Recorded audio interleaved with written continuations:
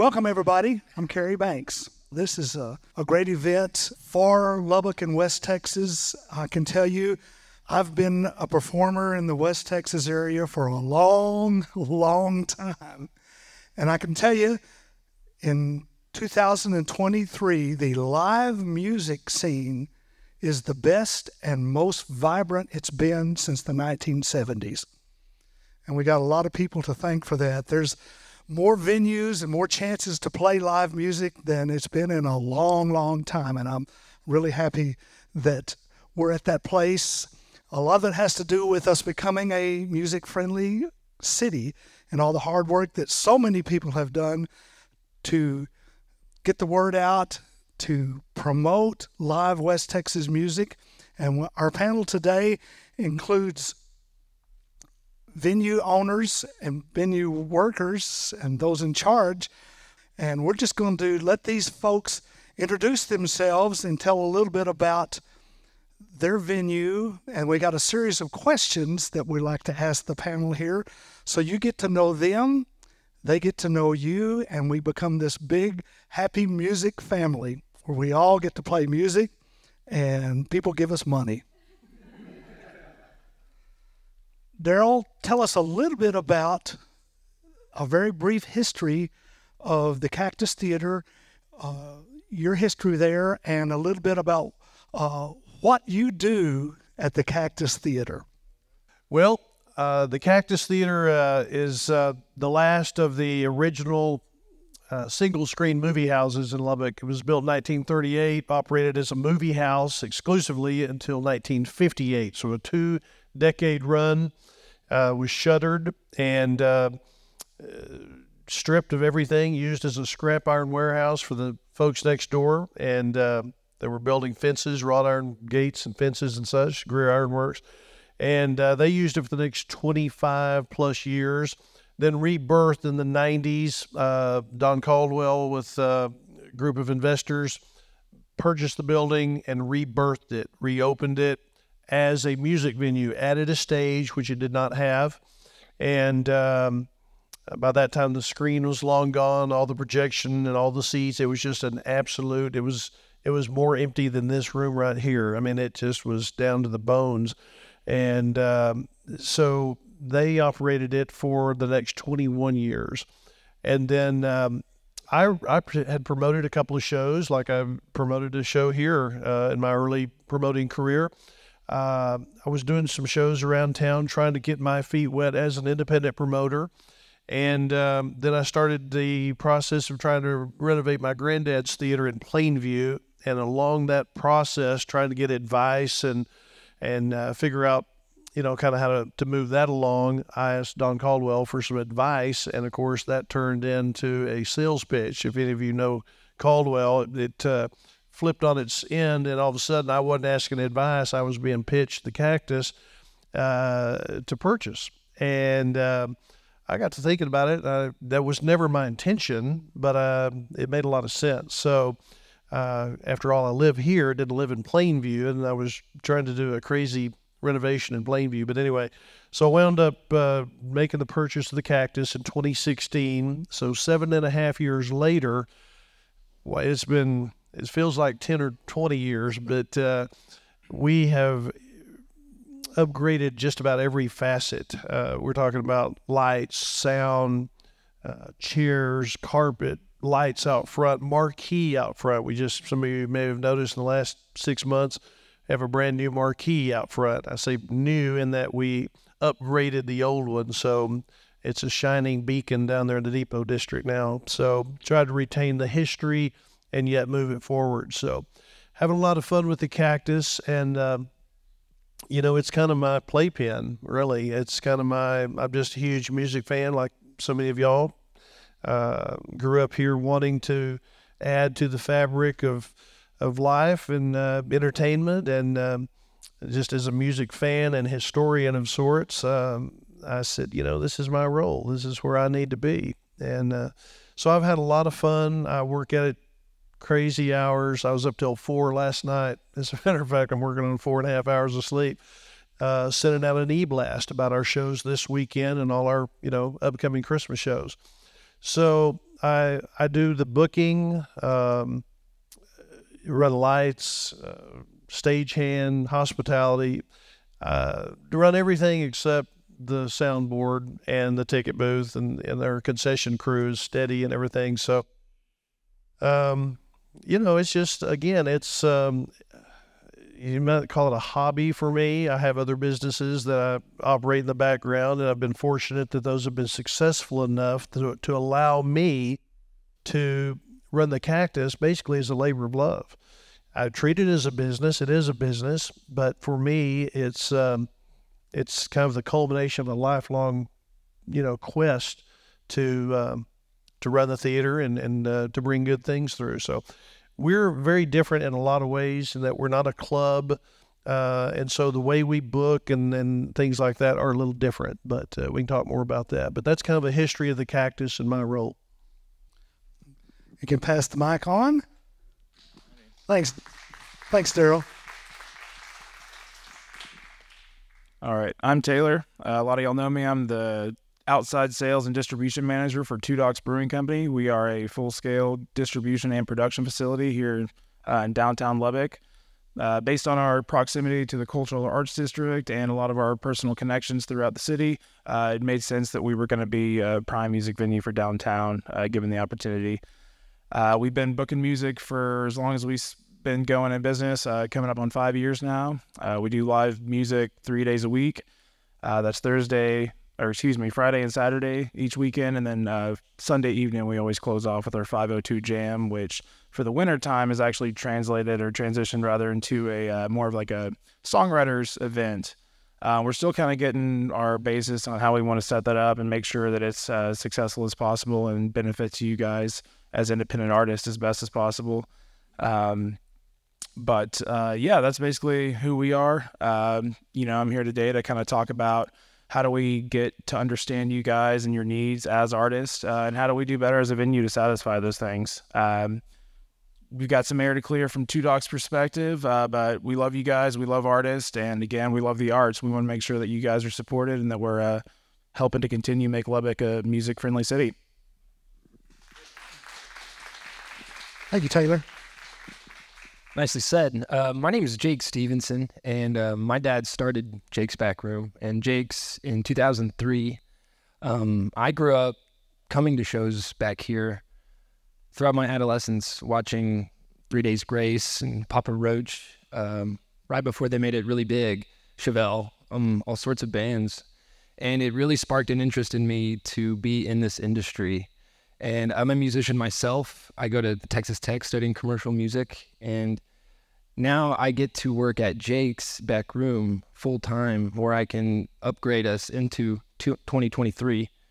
And looking around, you might think that Jake's is a heavy metal place or a midget wrestling place. But I want to I'm interested in incorporating all genres, country. I'm a funk guy. I love funk music. So we're having dueling pianos also. So it's just, Jake's is here for all musicians in the Lubbock area. That's it. Thanks, Jay. I am Madison. I'm the operations and events director for Cook's Garage.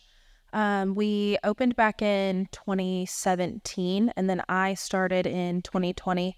I started actually just like scanning tickets, and then kind of worked my way up, and now I handle everything from the restaurant to the big concerts outside.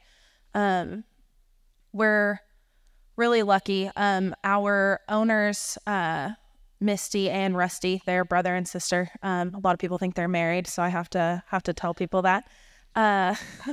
They started collecting antiques and signs when they were 16, and Rusty does everything in excess and can't stop. So that's where all of our signs come from. They're all vintage originals, and we have one of the largest collections in North America. As far as like our music goes, we do acoustic in the restaurant 5 days a week, and we do it twice on Saturdays, and then we have Texas FM Live on Thursdays. our indoor, and then we have our outdoor and our indoor venues. So our indoor bus barn venue has an 1,800 cap, and then outside we do about 12,000. And so it's really cool. We're really lucky. We have something for everybody, and there's always something going on. Okay, Madison, while you have the mic, tell us about your decision-making process for booking. Is it only or is this you alone, or is it a group process? So for the restaurant side of things, Derek Bowl, who was supposed to be here today but had something come up, he does a lot of the restaurant side of the booking. If you send an email, though, to Cook's Garage, it's cooksgarage@yahoo.com, that I get that email. So if you send that email, I usually kind of loop Derek in because he has a whole schedule. We have a calendar. So he usually helps with that. And then on the indoor, the bigger stuff, there's a lot that goes into it. Misty and Rusty and Trevor and I usually all, people will send us in offers and we kind of sit down and look at all of those. But I think for me, on our local artists, what really helps Derek and I make a decision is when you guys are like sending an email, if you're reaching out to us, some kind of like, even if it's just like a little sound clip of you singing, like I know a whole EPK to put together is a lot for some, when you have full-time jobs and stuff like that, they're difficult to put together, but even like a little sound clip, because I like to know what I'm getting myself into before I have you in the restaurant on a Sunday afternoon or something like that, or even like where to put you, might be better for a Saturday night versus Sunday after church. So that's kind of, sound clips are helpful. Yeah, I receive emails and phone calls almost every day about shows potentially wanting to book at Jake's. Managers here receive emails and they send them to me. So I ultimately make the decision as to if it's going to be booked or not. And like Madison, whenever I am receiving emails like that, it's great to get a snapshot for what you are, who you are as an artist, be it a sound clip or like your following. Can you draw a crowd? As a venue owner, there are, set expenses for every show that we put on. And just knowing that we're going to book somebody that is going to draw somebody and that sounds really good, that's a huge step in my decision-making process for the shows and events that I book here at Jake's Back Room. So we've gone through a couple different processes to get folks booked. We went through a booking agent when we first got opened up. That gave us access to a lot of conversations, a lot of introductions for some of the up-and-coming artists around town. Secondarily, and kind of what we moved to our primary is that we use that 502 jam. We want to encourage folks who are singer-songwriters. We want to encourage folks who maybe don't get the opportunity to go to other places to gig. We really wanted to make sure that was a good leap pad for folks who were trying to get their chops out there. And so we do focus a lot on that presence, the folks who do come out and play that 502 jam. Yeah, it's a really tough thing for us because I've had people specifically raise this objection that, well, it's not a paid gig. We do sponsor a few beers for you guys to come and play on Sundays, but I can understand how stressful that can be if you're just if you're having a hard time, which I know some of you guys historically have had a hard time getting with me on gigs. Man, I know how irritating that could be to come out there and jam and say, well, I came to 2 jams, I still don't have a gig. Like I said, the goal is moving forward to make sure that it's a commensalistic endeavor for us, that you guys feel good about working with us. And so we've kind of updated our process that our platform now, our website is updated, for which you have a full it's not super extensive, but you have an application process. And we had this similar last year when I did the panel. But we kind of had to go through and work some kinks out, especially with our personnel in-house. So we've kind of gotten that all worked out. And so primarily moving forward, it's going to be that online platform, for which goes to a team of us now. That's me included, just kind of working as a liaison based on my experience with the local music scene. It goes to my GM and then my taproom manager. And so we're really working as a team to kind of enhance that experience for you guys, making it easier to book and making it more of a streamlined process when you get to do so. Well, at the Cactus, we bring in a lot of touring acts, headliners, and folks that, legendary status in many cases. And then we'll try some experimental things to kind of, stretch the boundaries of what we bring. And so choosing an opener, and many times I will say this, many times these acts are carrying their support. Just like Saturday night, we have American Aquarium. They're have a fellow named Lance Rourke that's touring the whole tour with them. So that's a situation where that's not even possible to add a local opener. But what I like to do is add some local flavor for these headliners that are coming through, so that we can do two things. It accomplishes two things for me. It lets me showcase local talent, which I think is always important, and that's what we want to do, is be a support for the local music community. But it also, in many cases, our headliners, they want to play straight through. And so from a venue standpoint, we need the concessions. We call it concessions, might call it bar, might call it merch, might call it any number of things. But we, even though we're a historic theater, we have kind of the traditional popcorn, candy, soft drink side of things. And we also have the other side, which is a full operational bar. So that caters to everyone, and depending on the shows, we sell a lot more popcorn than we do beer. But we try to be very accessible to so much of the community. We do a lot of family-friendly shows, and then we do Ray Wiley Hubbard and any number of things that would be the opposite end of a family show per se. But we do try to keep things pretty PG-14, if you will.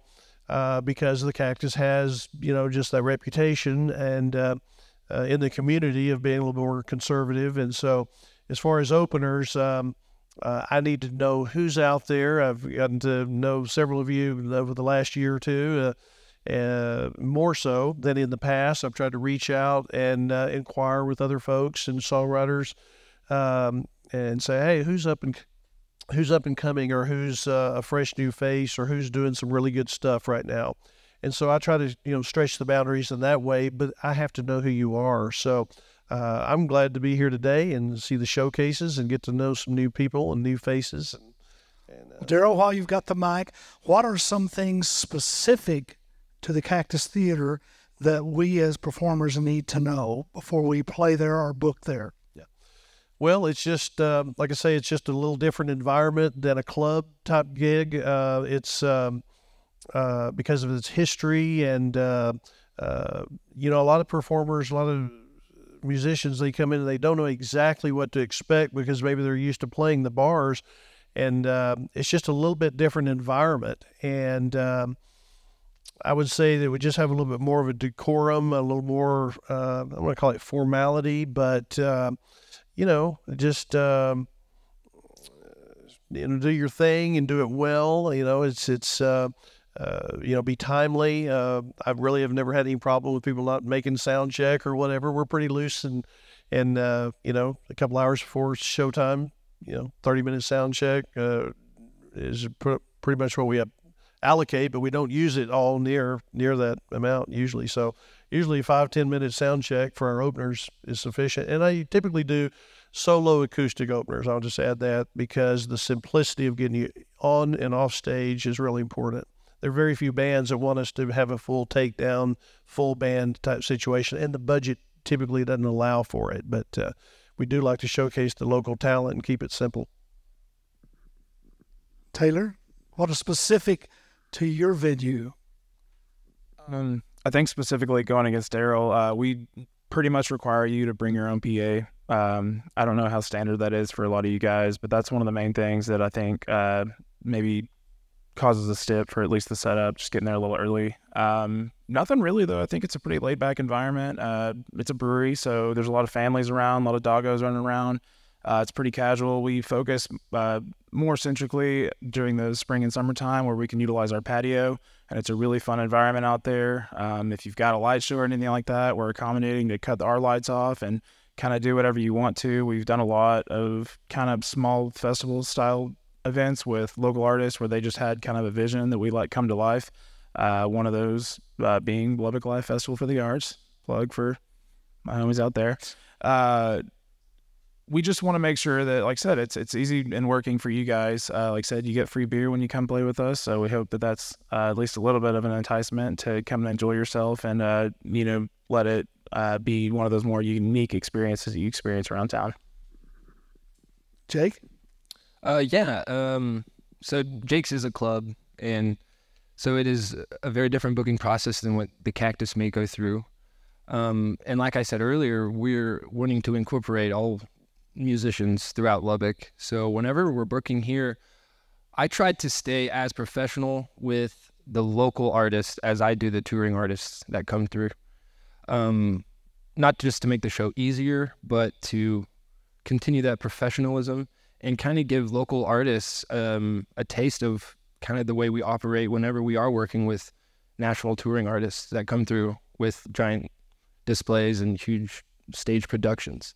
So whenever we're booking, that's what I'd like to maintain is professionalism on our side and yours. And that begins a little with the emails that we correspond with each other. I look for just like spelling errors in emails and stuff like that, or just the composition of an email kind of gives you a gist for the level of professionalism. But I like to match that with the professionalism with every show from national to local bands. So. Madison? So I think at Cook's, if you play in the restaurant, you will have a sound guy. We're very lucky. We have a few sound guys that we rotate. Jacob is typically there, but so we have everything in the restaurant, plug and play. So you get to show up and have a sound guy, and that's really nice. I think a lot of our artists really appreciate that. If I am lucky enough to get to have one of you on a bigger show, something in the bus barn or something outside, a lot of times I don't get to choose that. Like Daryl was talking about,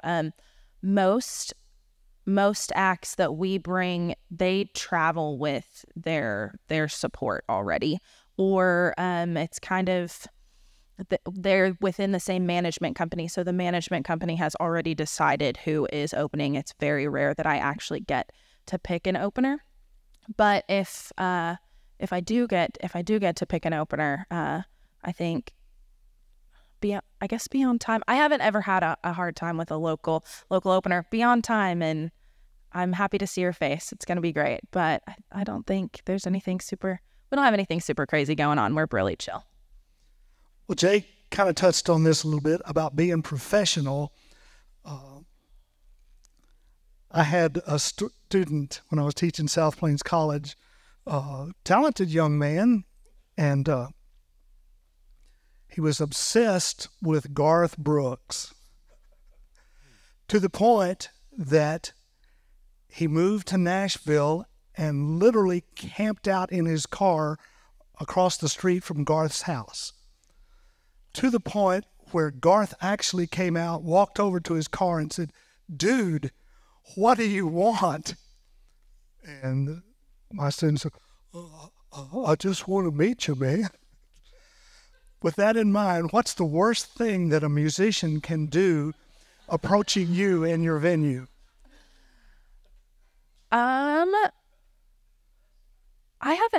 I've been really, really lucky and haven't had anybody. I think if you just have like this maybe like an overall sense of entitlement, is a little, I've only ever had one bad experience with a band that just really thought that they absolutely deserved to be in the green room. It was for a big show, and then there was a Nashville artist. And if you ever get the opportunity to open for a Nashville act, they're very private. They kind of don't want, some of them are very private and they don't like to be around people. And it's just I honestly, sometimes I'm like, do you even like this anymore? Are you tired of being here? But they just kind of want to be left alone.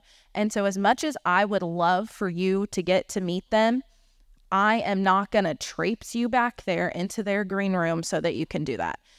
So please don't get mad at me when I can't do that for you. I'm sorry. I prefer emails. That's my preferred way to book and to communicate. It gives me a paper trail if I need to go back and look at something that we talked about 5 months ago, I can just go to my email and look at it. What I really dislike are cold calls where they somehow get my phone number and I receive a phone call that I do not recognize. With the amount of spam calls that I get, and probably everyone else gets, like, I don't really answer unrecognized phone numbers, especially if they're not 806 numbers. So I prefer emails, and I'll give that to everybody before you go if you're interested. Yeah, just with the update on our process, I think the email or the direct portal through the website is going to be our easiest. And again, that contacts 3 different people. So you should, with that email or that registration, get a response email letting you know that within 7 days you'll have a correspondence and a booking by then.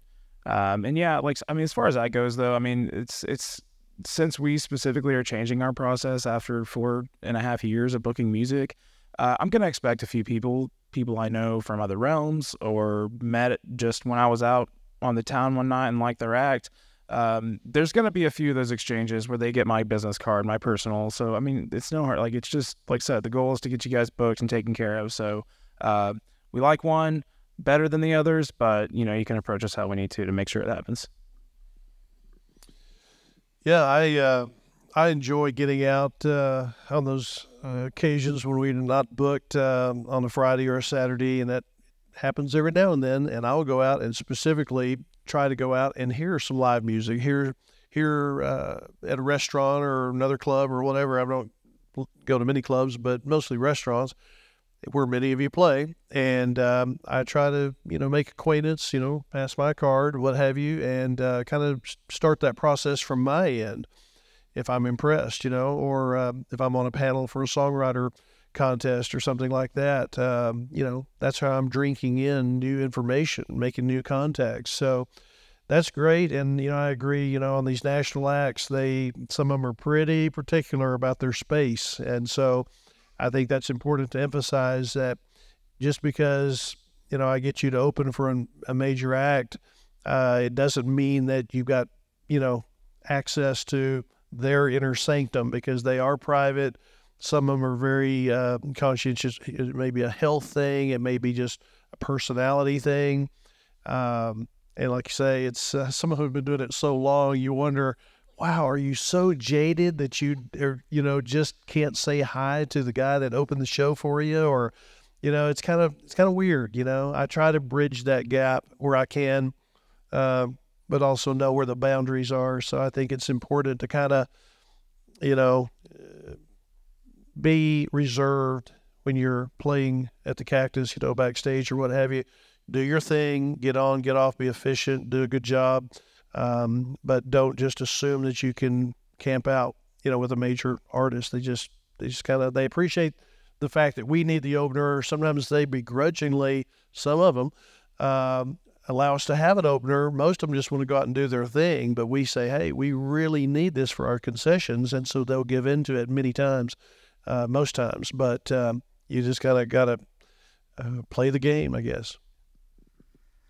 Well, to conclude that little story there, as the old radio personality Paul Harvey said, now you know the rest of the story. The young student that was camped out across from Garth Brooks' house wound up co-writing with Garth the #1 song, Good Ride Cowboy. So there is something to be said for persistence.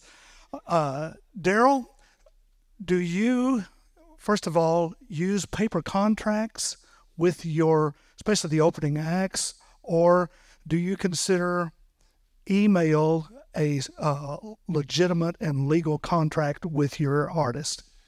Well, I'd like to think that our, being local folks and just in this for the love of it, for the most part. Again, there's a business side, but I'm in it for the love the music, love the game. And so I don't do I don't do any contracts with local folks. It's like, hey, I got a spot. Are you available? In other words, I try to obviously pair things up that make sense. And some folks, I've got a couple of folks that are pretty persistent with me and say, hey, you got a spot for me. I think I'd be good for this. Basically, and I try to be polite and everything, but basically I know what we need and I know who matches up best. And so I'm doing most of the reaching out in our situation. And I do need an email, phone number, if I need a text or call, something changes or something gets moved up. Hey, so-and-so finished early. Can you come in, a little earlier or whatever? So just good contact information is great. And, but yeah, I do most of the reaching out as far as my end. The reason I say that, I've been in a couple of situations where I got double booked, and I had a copy of the email with me when I went to the venue, which gave me, of course, precedence over the person who accidentally got double booked. So that was why I wanted each one of you to let our audience know how you go about contractually working with your artist. Yeah, word of mouth and just bond of trust, for me. These touring acts, again, these ones that are carrying, they'll send a contract, even though it's just for an opening set, whatever, and it's just formality at that level, But as far as the local, it's handshake and, just good faith for me. There's up until this point, we haven't had anything contractually, but we definitely have always tried to make it right for an artist. If there was a double book, it's like, hey, we're popping out here tonight. Let's split the scene. If y'all want to do this set and y'all do this set, we'll take care of both of you guys. We have updated to where we have a cancellation policy where no matter what, you guys are guaranteed some pay. If it's ever a cancellation on our behalf, no question about it. I mean, you guys, most of you out here in the scene that I'm seeing right now, this is your life. Like, music is your life. And I love it with all my heart, but I don't have the same perspective you do. So I'm just trying to understand it and trying to make it right whenever it comes down to us as a venue. So yeah, we do have a cancellation policy now, just to make sure that you guys feel right about that. Double booking, again, I think with this new process eliminates pretty much that for the most part. There will be a clause in your agreement with us that based on maybe municipal events or things that come up, we'll have a 10-day policy for you guys to where we'll be in the clear on that if we have to cancel for any reason, but you'll have plenty of notice that hopefully, whether it comes down to us helping out or whatever have you, that you guys aren't put in a bind based on that. Yeah, I think that's about all I got on that. So I don't enter into any contracts with any local bands.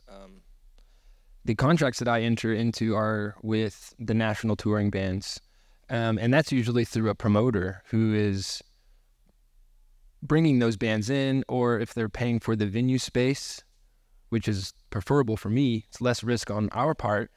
And at that point, we ask for a deposit on the room immediately. So if there is a cancellation, then we're still covered for that date. And, cancellations and double bookings, they're no fun for either party. Musicians are losing on the date, as well as the venue. So I've done that a few times. But the key is organization and I think constant communication between both parties. But I operate on trust, just like Daryl, and trust and just the word of most people. And so far, so good. Yeah. So I have so many different things that go on. I feel like I have like 2 different things that go on. So in the restaurant, no, I don't have a contract. Derek usually sends you guys an email. It talks about how much you're going to get paid. Your tab, we do like a $25 tab for all of our artists, for stuff in the restaurant.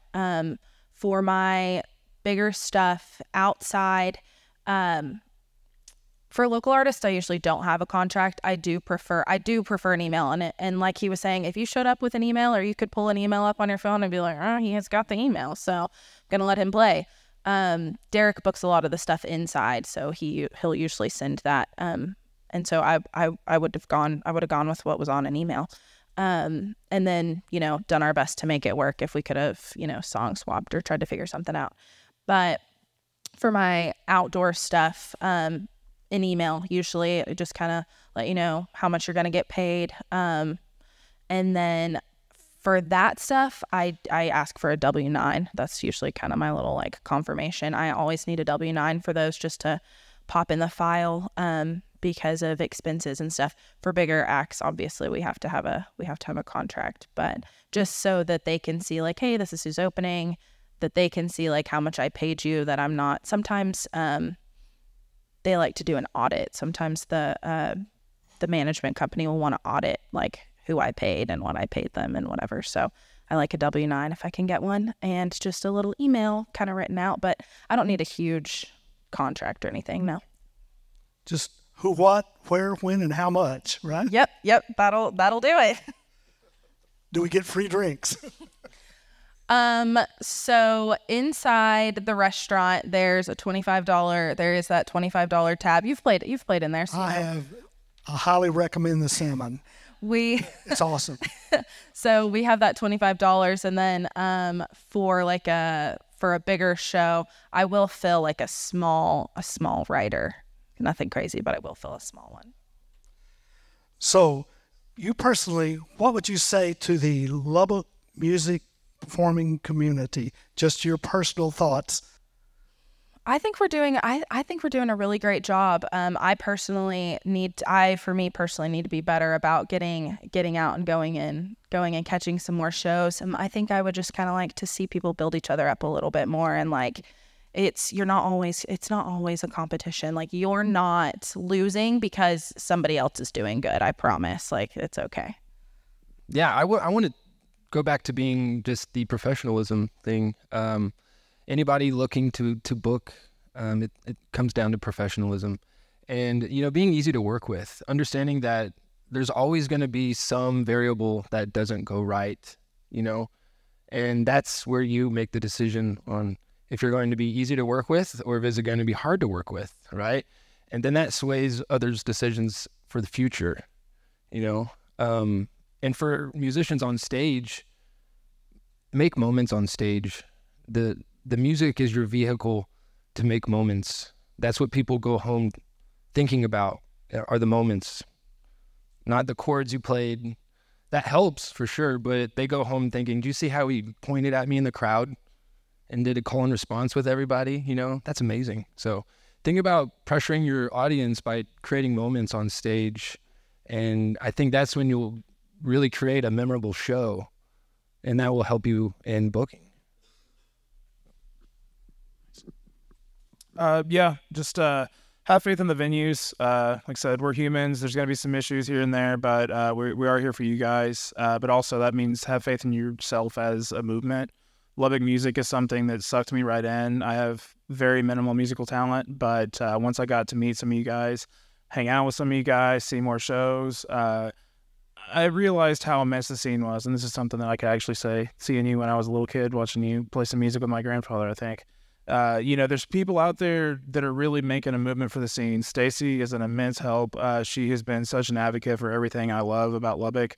The Vasquez boys are doing something really great, I think, now with their platform. There's a lot of things going on, and I guess just to kind of piggyback on Jake a little bit, I want you guys to be good promoters for yourselves. We want to, like I said, we want to learn each and every day how to be better for you as a venue.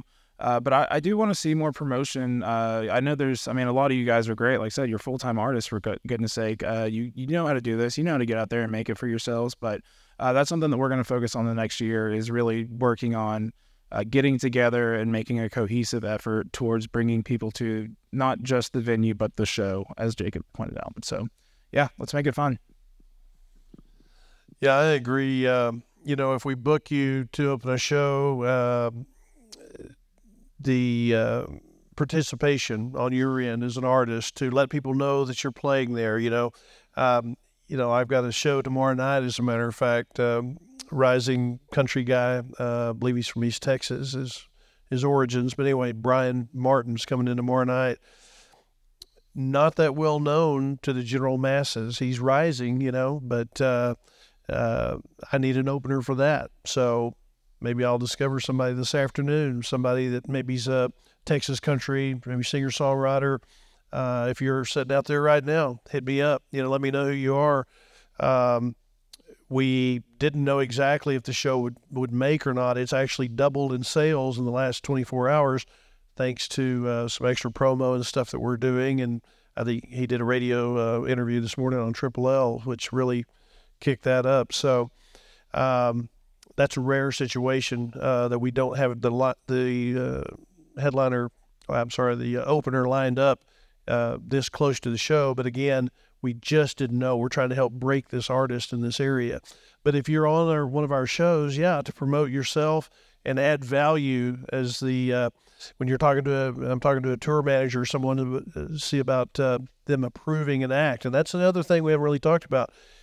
Just because I want to have someone on the show or you want to be on the show doesn't mean it necessarily is going to happen. We need samples, video, pictures, nothing tells the story like video because you got the moving picture and sound, and we have to submit that to get that approved. And 9 times out of 10, a lot of times, I've got a pretty good rapport with a lot of these guys, or they've been through before. They know that, hey, he's got the opener, don't worry about it. But we need proof of concept, so to speak. And but if we book you on the show, we want you to get the word out. We want you to be proud that you're on the show and help us promote it so that we can not only cover.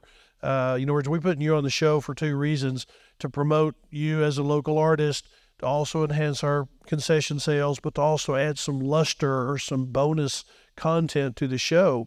And that's what we want to do, is have the most complete show that we can. And so, just because it's an opening slot, you got to bring it, and to promote it as well and add value to the show. Well, it's obvious these gracious folks up here are, first of all, they're business people. That means they got to make a profit if they're going to be in business. So that's got to be one of the main concerns. After all, it is the music business. But I think what I've learned from these gracious folks today is not only are they business folks, but they are music fans. They love what we do as musicians. So our goal as musicians, because after all, we are in the communication business. That's what we do. We communicate. We need to, as they have so eloquently put it, communicate professionally with them. Be gracious, be on time, do all the things that makes you professional, and that's going to make their business more profitable, which is going to make your business more profitable. So thanks again to these wonderful folks, and they're sharing with us their take on the Lubbock music venue scene and the Lubbock music scene. Give them all a hand.